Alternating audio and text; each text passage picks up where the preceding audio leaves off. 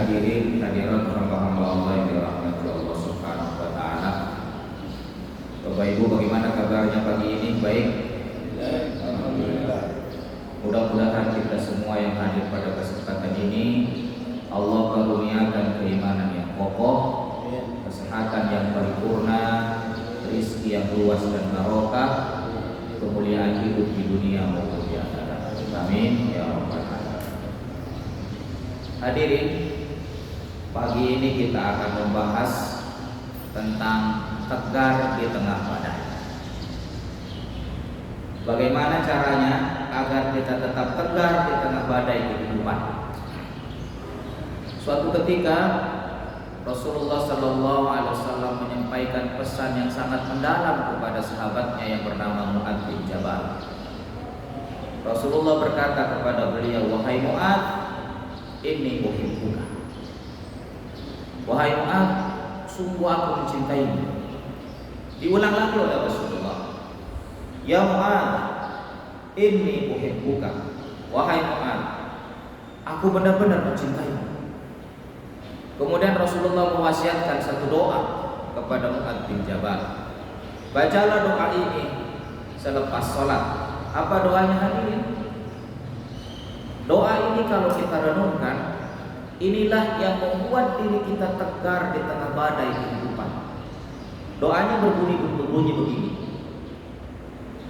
Allahumma a'inni ala dzikrika wa syukrika wa husni ibadatik. Allahumma a'inni, ya Allah, tolonglah aku agar aku bisa berzikir kepadamu. Ada perkataan tolong di situ.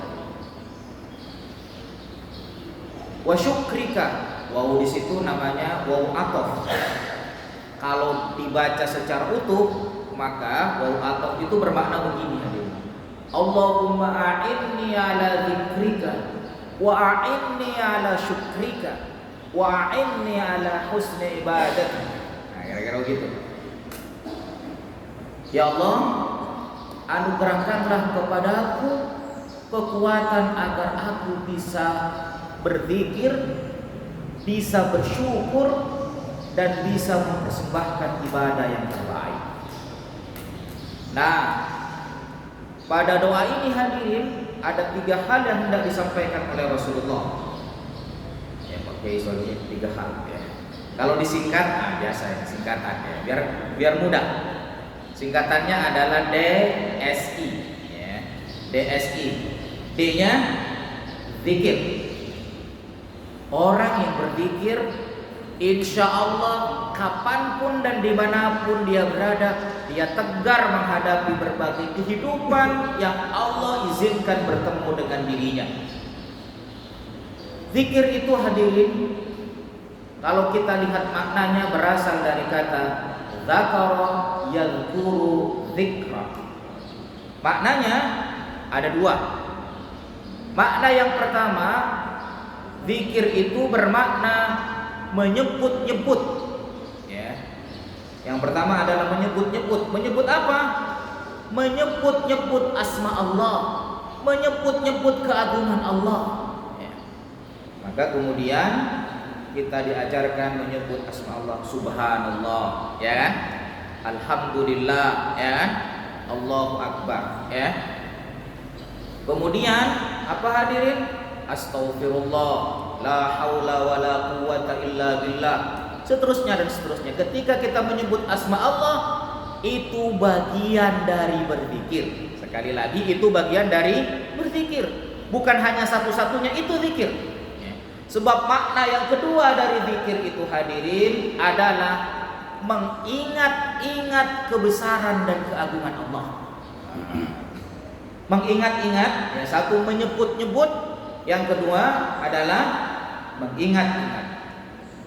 Dan ingatan kita hadirin tentang keagungan Allah, itulah yang membuat diri kita perkasa dan tegar di hadapan persoalan dan kesulitan hidup. Contoh ya, ini di tengah pandemi seperti ini hadirin ya.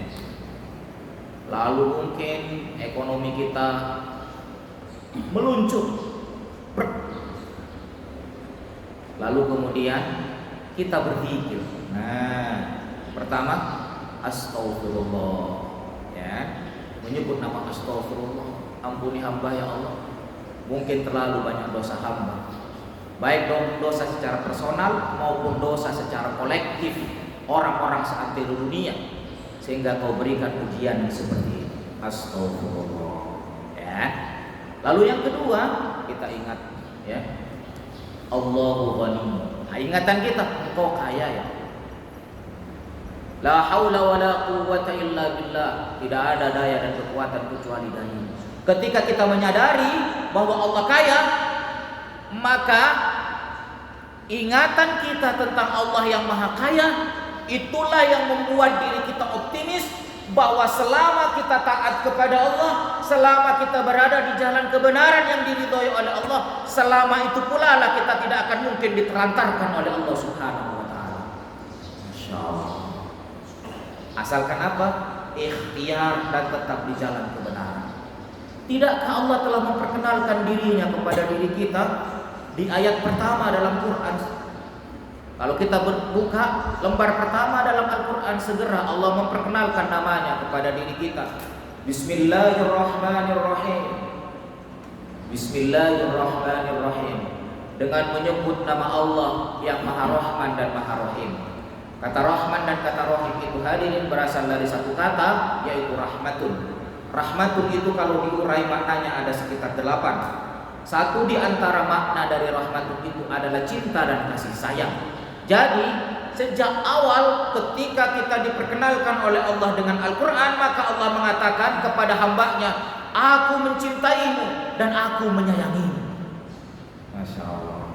Bagaimana mungkin hadirin hamba-hamba Allah yang dekat kepada Allah ditelantarkan? Tidak mungkin. Itulah yang membuat diri kita tegar.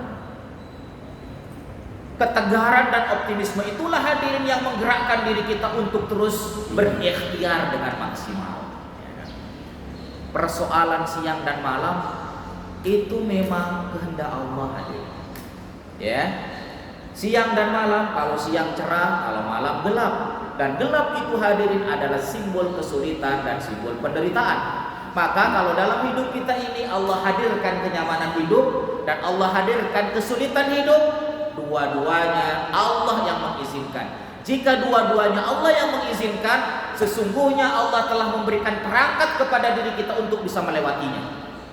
Gitu hadirin. Ya. Apa cara melewatinya? Ingat, pertama berzikir kepada Allah, sebut asma Allah. Hadirin, tidakkah Nabi Yunus itu menderita, di lockdown oleh Allah dalam perut ikan paus? Apa rahasianya bisa keluar? Dia sadari kesalahannya, dia berdoa hadirin, dia berzikir kepada Allah, dia ingat keagungan Allah dan dia ucapkan keagungan Allah. Apa doanya? La ilaha illa anta subhanaka inni kuntu minadh dhalimin. La ilaha illa anta, tidak ada yang aku agungkan dalam hidup ini ya Allah. Kata la ilaha illallah, la ilaha illa anta itu atau la ilaha illallah itu maknanya sangat luas. Di antara maknanya la raziqa illallah, tidak ada yang memberikan rizki di muka bumi ini kecuali Engkau ya Allah. La ma'buda illallah, tidak ada yang aku agungkan dalam hidup ini kecuali Engkau ya Allah. La muhya illallah, tidak ada yang menghidupkan kecuali Engkau ya Allah. Masya Allah. Makna itu diucapkan oleh Nabi Yunus ketika berada dalam perut ikan paus. La ilaha illa anta, tidak ada yang aku agungkan dalam hidup ini kecuali Engkau ya Allah. Tidak ada tempat bersandar kecuali Engkau ya Allah. Subhanaka, maha suci Engkau ya Allah. Sementara hamba, inni kuntu minadh dhalimin, hamba zalim ya Allah. Hamba telah tinggalkan umatku dengan marah karena mereka tidak mau taat kepada Engkau ya Allah. Aku tinggalkan, aku salah ya Allah. Sebagai Nabi aku meninggalkan umatku karena mereka tidak mau taat kepadamu. Aku salah, aku akui kesalahanku ya Rabbana. Apa hadirin? Ketika Nabi Yunus ingat, Engkau yang maha dalam segala hal dalam kehidupan ini, selamatkan hamba ya Rabbana. Bagaimana mungkin orang yang sudah ditelan oleh ikan paus bisa selamat? Tetapi ketika Allah punya mau, kun fayakun, jadi maka jadilah, selamat maka selamat. Tidakkah kita meyakini itu hadirin? Hamba-hamba Allah yang meyakini itu, dia tak akan pernah tegar menghadapi kesulitan hidup ini. Akhirnya apa? Allah selamatkan dari kedudukan paus. Dan Allah katakan pada ayat yang lain, sekiranya Nabi Yunus itu tidak membaca zikir itu, la labitha fi batnihi ila yaumi yub'atsun. Pasti kami akan penjara, kami akan hukum Nabi Yunus itu sampai hari kiamat. Jadi hadirin, seringkali kata zikir itu mudah kita ucapkan, tetapi berapa sering kita berzikir kepada Allah? Mungkin habis sholat, ya kan, berzikir. Itu pun kalau sempat, ya kan. Kadang-kadang lantas jalan, ya kan, bagi ya kan. Zikir itu hadirin tidak hanya dibatasi habis sholat, ya kan. Saat kita berjalan, hati nyambung dengan Allah, melihat panorama alam yang indah. Subhanallah. Melihat anak-anak kita yang berlari ke sana ke sini. Alhamdulillah kau anugerahkan anak-anak yang banyak dan sehat, dan kau juga anugerahkan rezeki yang penuh barokah. Terima kasih ya Allah. Subhanallah. Maka ketika anak-anak kita besar, tumbuh seperti Ustadz ini, siapa namanya Ustadz? Namanya siapa? Faik. Faik itu artinya sesuatu yang indah. Makanya kalau suaranya indah ya sesuai ya kan dengan namanya. Dan saya yakin beliau belum nikah ya. Ya. Nah, catat nomor teleponnya ya. Yang punya anak gadis, ya bolehlah dijodohkan. Pas suaranya indah seperti itu, ketika dipuji, Pak, anaknya kok bagus suaranya. Bukan ngaku, iya, babenya juga bagus. Nah, itu takabur. Tapi bagi orang yang berzikir, anaknya hebat, Pak. Alhamdulillah, Allah yang memberikan itu. Subhanallah. Bapak kaya, oh pembisnis. Bapak hebat, kaya. Alhamdulillah, ada min fadli rabbi. Subhanallah. Itulah zikir. Zikir yang mengakar pada jiwa kita ini hadirin, membuat surat kita tajam, membuat setiap kata yang keluar dari lisan kita penuh makna dan bertenaga. Itu betul. Masya Allah. Ini baru kata zikir ya. Waktunya 20 menit ya. Masya Allah. Halo, Bapak Ibu masih bersama saya? Alhamdulillah. Baik, zikir membuat kita tegak dalam berbagai kehidupan. Ayo hadirin, dimanapun ya. Apapun yang kita hadapi saat ini, kalau kita meyakini bahwa Allah Maha Kaya, Allah Maha Sayang, kita bangun tengah malam, ngadu sama Allah. Ya Allah, ini doa lebaran ya Allah. Anak-anak udah gede, banyak lah ya Allah. Bayar zakat belum ada, apalagi kuliah. Engkau Maha Kaya, anugerahkan rezeki yang melimpah dan penuh barokah yang mengantarkan hamba semakin taat kepada semakin bermanfaat untuk orang lain. Ngadu sama Allah. Dan setelah itu paginya apa? Ya habis ngadu sama Allah jangan tidur. Ikhtiar. Sebagaimana burung-burung yang berikhtiar, sebagaimana ayam yang berikhtiar, dia tidak punya akal, dia tidak punya strategi. Pulang sorenya temboloknya penuh. Bagaimana mungkin kita yang bersujud kepada Allah?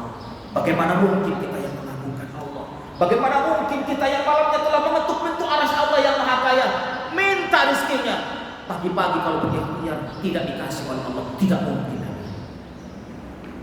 Halo, masih bersama saya? Itu yang pertama. Zikir itu membuat kita tegar dalam segala kehidupan. Yang kedua setelah dia apa? Halo. Yang jawab saya kasih hadiah. Ya, Kak Kiai Solihin, ayo bang ya. Pokoknya yang apa yang kedua setelah D? Cuman satu yang jawab, yang lain kayaknya nggak mau hadiah. Hadiahnya naik haji, mau NH plus dan bayar sendiri.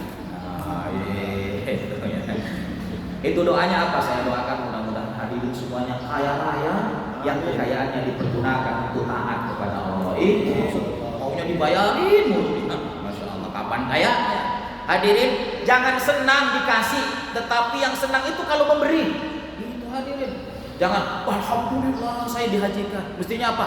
Alhamdulillah saya sudah menghajikan 5 orang. Begitu dong. Halo, masih bersama saya? Itulah mental orang kaya. Kalau alhamdulillah dikasih hadiah, minta orang miskin. Ya nggak apa-apa, ya kan? Tetapi lebih berbahagia kalau kemudian kita bisa ngasih hadiah, ya kan? Jadi kalau kita dikasih hadiah oleh orang, maka doakanlah, berdoalah kepada Allah, ya Allah, mampukan hamba untuk bisa membahagiakan orang lain dengan hadiah yang ikhlas kepada Allah. Itu dong. Halo, masih bersama saya? Siap menghajikan orang? Nah, itu mental kaya. Yang diem, masih ragu-ragu kayaknya. Baik hadirin, yang kedua setelah DS, syukur. Siapa yang ingin bahagia, bersyukurlah. Siapa yang ingin bahagia hari ini, esok, lusa, dan di akhirat, bersyukurlah. Apa syukur itu hadirin? Gak cuma mengucapkan alhamdulillah, itu bagian dari syukur. Syukur itu adalah sebuah kesadaran bahwa pada diri ini mengalir nikmat Allah yang tiada berhenti, lalu kemudian kita mensyukurinya. Sekali lagi saya ulangi, syukur itu adalah sebuah kesadaran bahwa setiap detik, setiap saat nikmat Allah tak pernah berhenti mengalir kepada diri kita, lalu kemudian kita berterima kasih dan bersyukur kepada Allah. Masya Allah, ini yang membuat kita bahagia. Saya ingin bertanya kepada Bapak Ibu semuanya, mohon dijawab dengan kompak ya.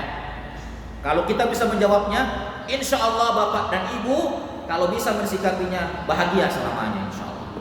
Baik hadirin, Bapak Ibu, halo, masih bersama saya? Nah, ini waktu subuh ini ya, rendangnya bekerja. Biasanya kalau rendang bekerja mata ngantuk ya. Hadirin gini, apakah semua orang yang hidup mendapatkan nikmat Allah? Jawab, iya atau tidak? Mendapatkan atau tidak? Pasti mendapatkan. Iya kan? Kalau setiap orang yang hidup pasti mendapatkan nikmat Allah, maka jika nikmat itu disyukuri, pasti dia bahagia.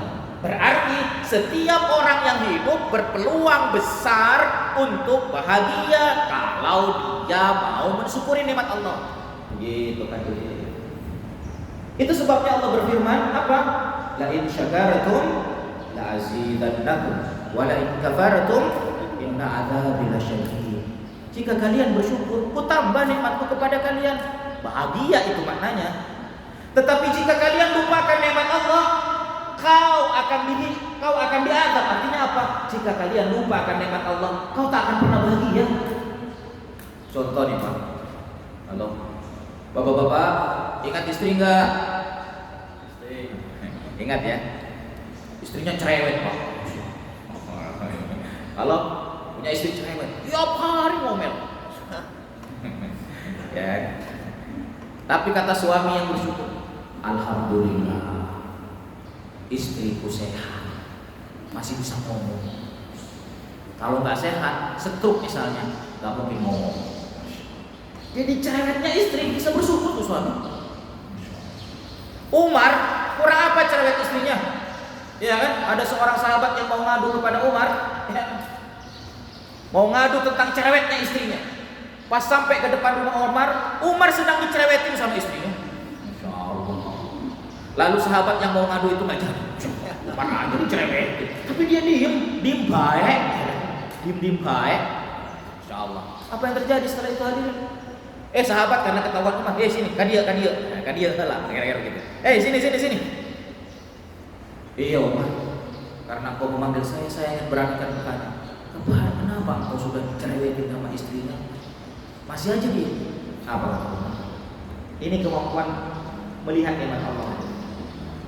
Ya, itulah istri. Tapi di balik itu semua ada kebaikan yang luar biasa. Dia telah melahirkan dari anak-anak. Dia pertaruhkan hidupnya. Dia pertaruhkan nyawanya agar anak-anak itu bisa menghirup udara kehidupan ini. Tidakkah itu sebuah kebaikan? Dan Umar sampai detik ini istiqomah di jalan Allah karena ada pendamping yang baik. Itu juga nikmat dari Allah. Bagaimana mungkin aku melupakan nikmat-nikmat Allah itu kebaikan yang ada pada istriku hanya dengan kecerewetan. Masya Allah. Halo, ibu-ibu selamat cerewet ya. Masya Allah. Hadirin, Masya Allah itu. Istri cerewet bisa bahagia. Halo, ada yang punya cucu nggak di sini? Pak Solihin punya cucu. Berapa cucunya ya? Baru 4. Bayangkan, rumah gede di depan. Ya. Cucu datang semua, berempat, kecil-kecil. Tembok dicoret-coret. Bahkan baru dicat mau lebaran. Masya Allah. Coret-coret. Ada yang nimpukin bola, ya kan? Padahal pakai lagi tidur. Bola, kumprang, gobok. Wah, kayak bekal perang. Kira-kira perasaannya gimana Pak? Tak pites gue. Tapi kalau kita bersyukur, alhamdulillah, ternyata anak-anakku, cucu-cucuku sehat semua. Bukti sehatnya bisa pecicilan. Alhamdulillah, dia kreatif dan cerdas. Bukti kreatifnya, tembok di apa? Dicoret-coret. Pak, anak-anak seperti itu, itulah anak-anak yang sejati. Masya Allah. Jadi kalau ada anak diem baik, makannya alhamdulillah sudah. Gak main bola, capek. Nah, perlu dipertanyakan. Jadi kalau anak balita, ya kan, 12 tahun, kok keluyuran, itu anak sejati. Begitu hadir, itu masa pertumbuhan. Syukuri, berarti anak itu sehat. Halo, lihat sehatnya, bukan lihat tembok yang dicoret. Begitu hadir. Halo, masih bersama saya. Itu seni bersyukur. Lihatlah nikmat Allah, sadari kalau itu nikmat Allah dan syukurilah. Sadari kalau sehatnya istri itu nikmat Allah, walaupun cerewet tetap bahagia. Begitu. Halo, Bang. Nanti bilang, "Mama selamat cerewet ya." Kira-kira gitu ya. Hadirin, ketemu dengan teman, mungkin satu hari dia nyakitin hati kita. Apa yang kita katakan? Baru 1 kali dia nyakitin hati saya, tetapi berapa banyak kebaikannya. Bukankah itu nikmat Allah? Alhamdulillah. Tetap begitu hadirin. Makanya kalau kita habis doa itu, alhamdulillahirabbil alamin ala kulli halin. Aku berterima kasih kepadamu ya Allah dalam setiap keadaan. Kenapa? Karena orang yang hidup tak pernah putus dari nikmat Allah. Itu tadi yang dibaca oleh imam kita, Ustaz Faik. Apa katanya? Quran surat Ar-Rahman itu yang diulang-ulang bacaan apa Bapak Ibu? Fabi ayyi ala'i rabbikuma tukadziban. Terhadap nikmat Allah yang manakah yang kalian dustakan? Terhadap nikmat Allah yang manakah yang kalian lupakan? Sehingga kalian tidak lagi ingat kepada Allah. Tidak, wahai manusia, nikmat Allah tak pernah putus menghampirimu. Engkau selalu berada dalam balutan nikmat Allah. Tidakkah setiap detik kita menghirup udara Allah? Bukankah udara itu adalah nikmat Allah? Tidakkah setiap detik kita meminjaki bumi Allah yang tenang ini? Siapa yang membuat bumi ini tenang? Bukankah Allah yang membuat itu tenang? Kenapa kita tidak bersyukur? Masya Allah. Digedor jiwa kita oleh Allah. 31 kali kalimat itu diulang-ulang dalam Quran surat Ar-Rahman hadirin. Untuk menyadari betapa besar nikmat Allah kepada diri kita, betapa besar kasih sayang Allah kepada diri kita. Masihkah kita melupakannya? Itulah yang membuat diri kita kalau melupakan nikmat Allah susah bahagianya. Halo? Apa? Susah bahagia. Jadi seni bersyukur itu, sadarilah nikmat Allah, temukanlah nikmat Allah dalam setiap keadaan, dan syukurilah, bahagia insya Allah. Hadirin, saya ingin mengajak hadirin melihat alam ini. Kalau malam, langit cerah atau gelap? Tolong dijawab, cerah atau gelap? Kalau malam, gelap. Terus kemudian ada purnama, ya, ada purnama. Langit gelap, ada bintang, ada purnama. Kira-kira Bapak Ibu melihat gelapnya langit, fokusnya pada gelapnya langit atau fokus kepada cerahnya rembulan dan bintang? Cerahnya rembulan dan bintang kan? Kenapa? Nah, begitulah orang yang bersyukur. Ya, kalau melihat gelapnya, gelap lah, nggak salah sih. Tapi itu susah untuk kita bahagia. Tapi melihat subhanallah, indahnya rembulan, indahnya bintang-bintang. Kenapa? Karena pikiran kita fokus pada nikmat Allah yang indah itu. Begitupun dalam hidup. Sangat banyak purnama dan bintang-bintang yang bertabur dalam kehidupan kita hari ini. Coba katakan sama-sama hadir. Itu nikmat Allah juga. Katakan puasa sama-sama. Ulangi, puasa. Oke. Sekarang coba katakan puasa, tapi dengan syarat lidahnya jangan digerakkan. Puasa tapi lidahnya jangan digerakkan. 1, 2, 3. Jangan digerakkan lidahnya nggak usah digerakkan. Yo. Bayangkan lidahnya sedang kaku. Yuk katakan puasa. 1, 2, 3. Pertanyaan saya, siapakah yang merawat lidah kita lentur sejak kita lahir sampai sekarang? Siapa? Siapa? Allah. Bukankah itu nikmat Allah? Masya Allah. Kalau hadirin, tapi kenapa lidah kita seringkali dipergunakan untuk membicarakan aib orang lain, bahkan menghina orang-orang yang soleh, menghina kebenaran yang datang dari Allah? Diletakkan di mana kecerdasan orang-orang? Istighfar. Astagfirullah. Bahkan lidah kita lebih sering kali dipergunakan untuk berbicara yang jelek-jelek ketimbang digunakan untuk membaca ayat-ayat Al-Quran. Masya Allah. Istighfar. Astagfirullah.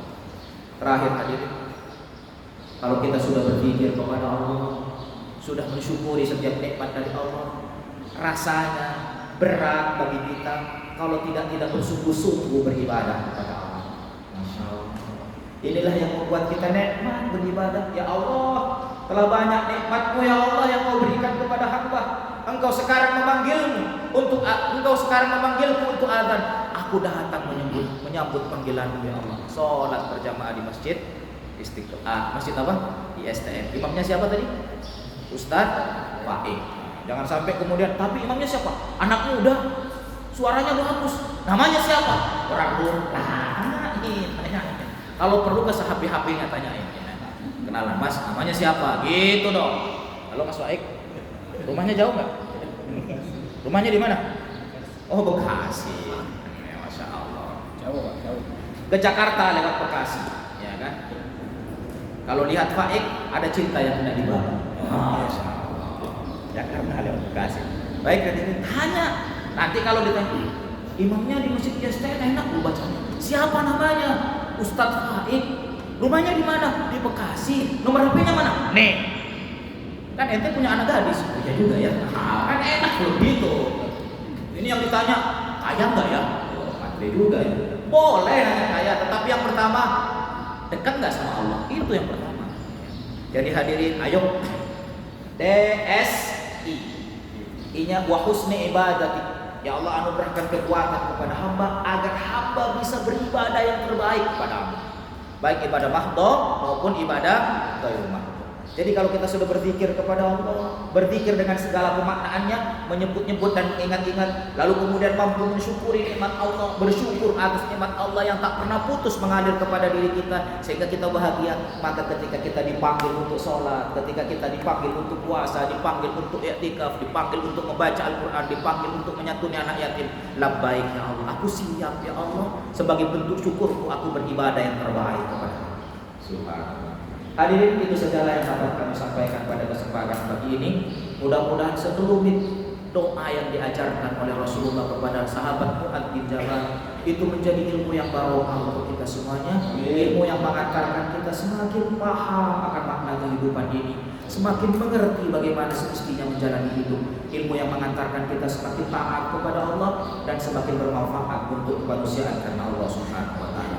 Itu saja hadirin, terima kasih atas kebersamaannya. Hadanallahu wa iyyakum ajmain. Assalamualaikum warahmatullahi wabarakatuh.